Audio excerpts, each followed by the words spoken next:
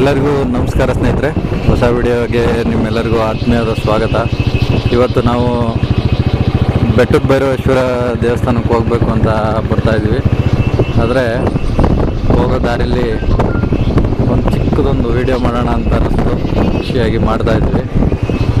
ಏನಪ್ಪ ಅಂತಂದರೆ, ಒಂದು ಪ್ರಕೃತಿಯ ಮಡಿಲಲ್ಲಿ ನಾವು ಯಾವ ರೀತಿಯಾಗಿ ಇದೆ, ಇಲ್ಲಿ ಕಾಫಿ ತೋಟ ಆಗಿರ್ಬೋದು, ಹಸಿರಾಗಿರ್ಬೋದು, ನಿಮಗೆ ಯಾವ ರೀತಿಯಾಗಿ ಕಾಣುತ್ತೆ ಅನ್ನೋದನ್ನು ನಿಮಗೊಂದು ತೋರಿಸೋಣ ಅಂತೇಳ್ಬಿಟ್ಟು ವಿಡಿಯೋ ಮಾಡ್ತಾಯಿದ್ವಿ. ದಾರಿ ಉದ್ದಕ್ಕೂ ನೋಡಿ ಯಾವ ರೀತಿಯಾಗಿ ಕಾಫಿ ತೋಟ ಆಗ್ಬೋದು, ಅಡಿಕೆ ಗಿಡಗಳಾಗ್ಬೋದು, ಸಣ್ಣ ಸಣ್ಣ ಫಾಲ್ಸ್ಗಳಾಗ್ಬೋದು, ಯಾವ ರೀತಿಯಾಗಿದೆ ಅಂತೇಳ್ಬಿಟ್ಟು ಒಂದು ವಿಡಿಯೋ ತುಣುಕನ್ನು ನಿಮಗೆ ಹಾಕಬೇಕು ಅಂತ ಮಾಡ್ತಾಯಿದ್ವಿ. ನೋಡಿ, ಈ ಕಡೆ ಸೈಡಲ್ಲಿ ನೋಡ್ತಾ ಇರೋ ಮೋಡದೊಳಗಡೆ ಯಾವ ರೀತಿಯಾಗಿ ನಿಮಗೆ ಕಾಫಿ ತೋಟ ಕಾಣ್ತಾಯಿದೆ ಅಂತೇಳ್ಬಿಟ್ಟು. ರಸ್ತೆ ಅಕ್ಕಪಕ್ಕದಲ್ಲಿ ತೋಟಗಳು ನೋಡಿ. ಬಿಸಿಲು ಕಮ್ಮಿ ಇದೆ, ಸ್ವಲ್ಪ ಮೋಡನೇ ಜಾಸ್ತಿ ಇದೆ. ನೋಡಿ, ಮುಂದೆ ಒಂದು ಗುಡ್ಡದಂಥ ರೀತಿಯಲ್ಲಿ ಯಾವ ರೀತಿಯಾಗಿ ಕಾಣ್ತಿದೆ.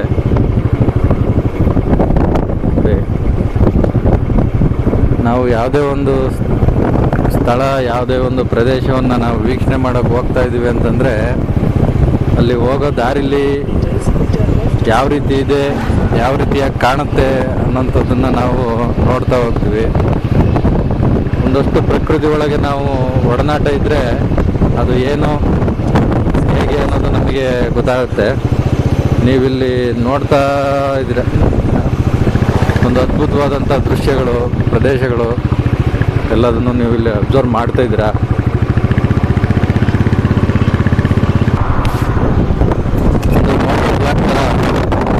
ಇವತ್ತೊಂದು ಪ್ರಯತ್ನ. ನೀವೀಗ ನೋಡ್ತಾ ಇರ ಸುತ್ತಲೂ ಹಚ್ಚ ಹಸಿರಿನಿಂದ ಕೂಡಿರುವಂಥ ಒಂದು ಪ್ರದೇಶ ನೋಡ್ತಾ ಇದ್ದೀರಾ ನೀವು, ಯಾವ ಥರ ಕಾಣ್ತಾಯಿದೆ ಅಂತ ಹೇಳ್ಬಿಟ್ಟು. ರಸ್ತೆ ಉದ್ದಕ್ಕೂ, ರಸ್ತೆ ಎರಡು ಕಡೆಯಲ್ಲೂ ತೋಟ, ಮನೆಗಳು, ಸಣ್ಣದಾದಂಥ ಹೊಳೆಗಳು ಅಂಥದ್ದನ್ನು ನೀವು ನೋಡ್ಬೋದು.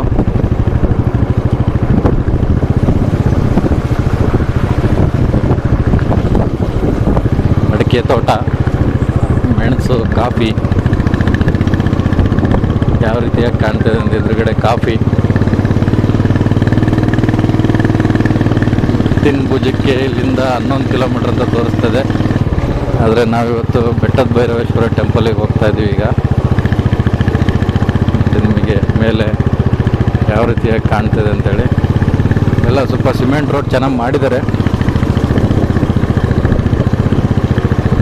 ನೋಡಿ. ಸುತ್ತಲಿನ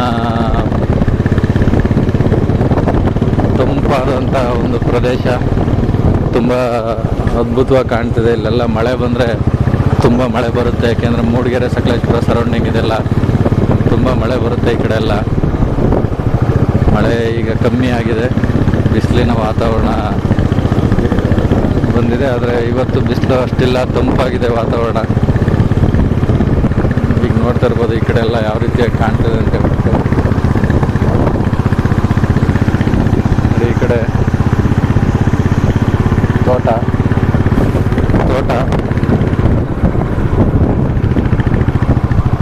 ಇಲ್ಲೊಂದು ಹೋಮ್ ಸ್ಟೇ. ಇದು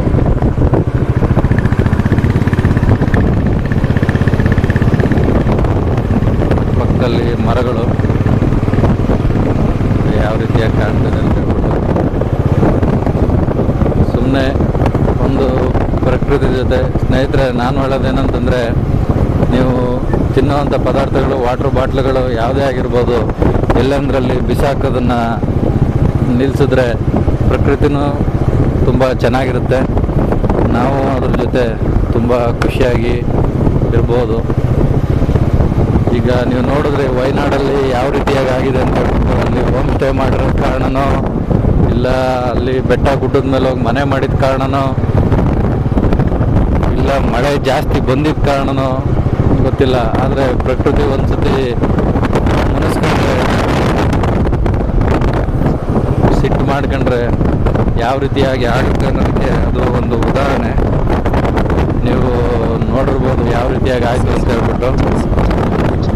ಹಾಗಾಗಿ ಆದಷ್ಟು ಪ್ರಕೃತಿ ಜೊತೆ ನಾವು ಪ್ಲಾಸ್ಟಿಕ್ ಬಾಟ್ಲಿಗಳಾಗಲಿ, ನಾವು ತಂದಿದ್ದಂತಹ ಊಟದ ಕವರ್ಗಳಾಗಲಿ ಎಲ್ಲಂದರಲ್ಲಿ ಬಿಸಾಕೋದನ್ನು ಕಮ್ಮಿ ಮಾಡಿದ್ರೆ ತುಂಬ ಒಳ್ಳೆಯದು ಅಂತಲೇ ಹೇಳ್ಬೋದು.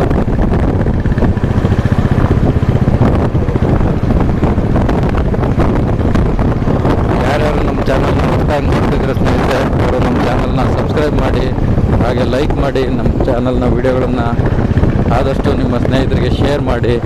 ನಾವು ಮುಂದೆ ಹೊಸ ವೀಡಿಯೋಗಳನ್ನು ಮಾಡೋದಕ್ಕೆ ನೀವೇ ಸ್ಫೂರ್ತಿದಾಯಕವಾಗಿರ್ತೀರ.